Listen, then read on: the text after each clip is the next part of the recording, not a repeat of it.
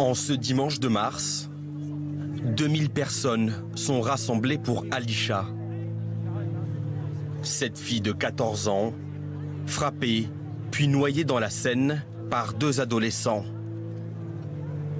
Une mort brutale après des semaines de cyberharcèlement. Au cours du mois de février 2021, une photo de la victime est diffusée sur Snapchat.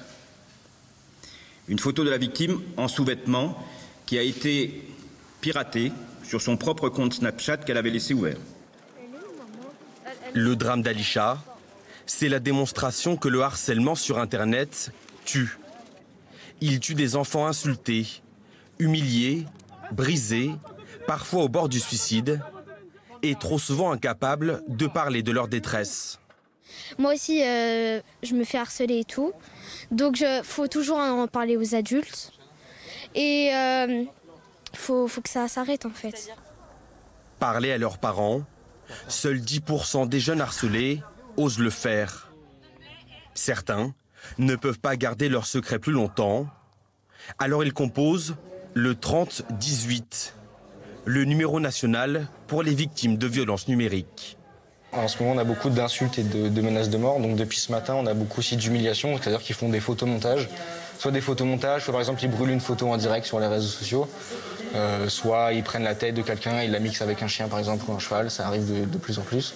Ou alors il y a des menaces de mort pour soit parce qu'ils se sont en conflit avec quelqu'un, soit parce que par exemple ils ont piqué entre guillemets le petit ami de quelqu'un et donc ça se règle aussi sur les réseaux sociaux.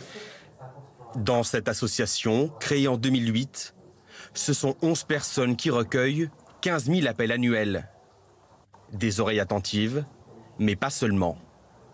S'il y a quoi que ce soit qui est publié, qui est illégal, donc comme des contenus à caractère sexuel, des insultes, des faits de cyberharcèlement, là on peut intervenir sur les réseaux sociaux. On a des partenariats privilégiés avec les plus gros réseaux et du coup on peut les contacter et faire en sorte que tout ça soit supprimé.